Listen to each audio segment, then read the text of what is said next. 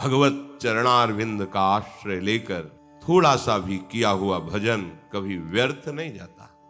अगर इस जन्म में हमारा काम नहीं बन पाया, भगवत प्राप्ति नहीं हो पाई, तत्वबोध नहीं हो पाया, तो वो व्यर्थ नहीं जाता है।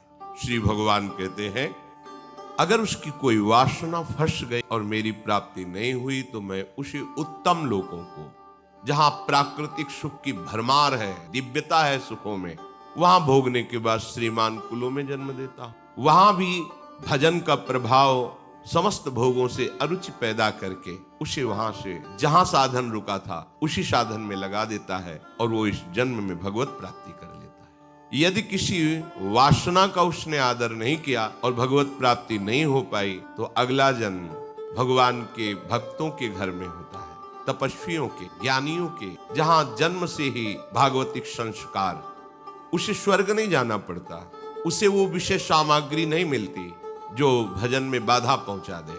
सीधे संयोग भजन का और बहुत शीघ्र उसका जो साधन पीछे था वही प्रकाशित हो जाता है और वो अपने मार्ग में चलते हुए प्रभु का साक्षात्कार करता है, तत्वबोध प्राप्त करता है। भजन अगर नहीं हुआ जीवन में तो कोई भी इतना महत्वशाली नहीं है कि वो अपनी पूर्व जन्म की पढ़ाई को आगे से शुरू कर दे।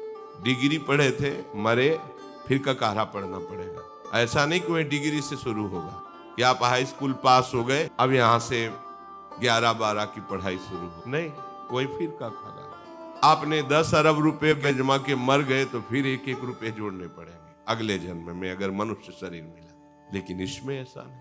आप जितनी भूमिका पे पहुंच चुके हैं भक्ति की, भजन रूपी संपत्ति जितनी आपने कमा ली है, बिल्कुल सुरक्षित, पाई भर उसमें घाटा नहीं लगेगा। और वो दिव्य रूप प्रकाशित करके आप जहां भी जन्मेंगे, इस योनि में भी जन्मेंगे, वहीं वो प्रकाशित होकर आपका परम मंगल कर देंगे।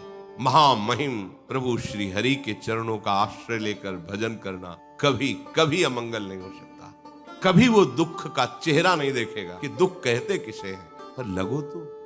अगर भजन में नहीं लगोगे, साफ बात है कहीं भाग कर चले जाओ, तुम्हें ठौर नहीं मिलेगी, शांति नहीं मिलेगी। भाग कहां भाग के जाएगा? कहीं भागने की जरूरत नहीं। हरि शरणम, प्रभु की शरण में हो गए, उनका चिंतन कर रहे हैं, लीला गायन कर रहे हैं, की कथा सुन रहे हैं, अब आपका कोई अमंगल नहीं कर सकता। विश्वास करो, पूर्व के पाप जो दंड देने के लिए निश्चित हो चुके हैं वो आएंगे, पर भगवत कृपा से सहने की सामर्थ्य होगी, आपको विचलित नहीं कर पाएंगे, क्योंकि आपके पास प्रभु का आश्रय है, भजन है।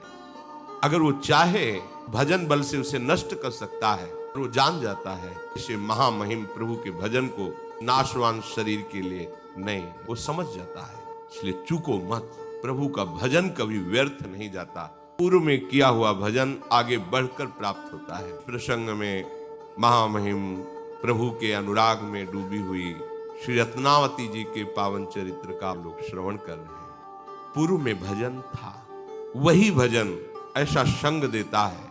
दासी रूप से मिली महाभागवत वृंदावन चंद्रजू के अनुराग में रंगी हुई। आप जब निरंतर भजन करेंगे तो भजन का एक स्वभाव है, वो आसक्त करता है धीरे धीरे। जब भजन आपको अपने में आसक्त कर लेगा तो उसका प्रभाव है, का प्रभाव प्रकट होता है। क्वचित द्रुदति वैकुंठ चिंतना सबल चेतना। कभी रोना आता है, पूछो क्यों रो रहे हैं, कुछ पता नहीं। जिनकी महिमा कभी कुंठित नहीं होती, उन प्रभु श्री हरि का भजन करते, चिंतन करते रोना आ रहा है, अश्रु प्रवाह हो रहा है। क्यों रो रहा है? कोई दुख है, कोई समस्या, ऐसे ही व्याकुलता बढ़ रही है हृदय में। कभी आनंद की उमगन, कभी मिलन की चाह, आनंदश्रु शीतल, मिलन की चाह विरह अश्रु, ये चिंतन से उसके प्रकट हो रहा है। ये भजन का प्रभाव है।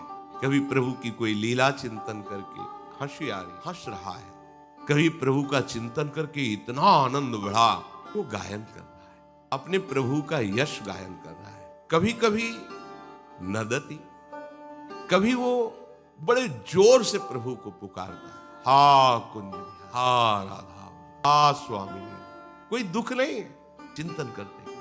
कभी वो अपने आराध्य देव को सामने देखकर नाचता है। उनको रिझाने के लिए विलज्जो नृत्यति, लाज छोड़ करके नाचता है।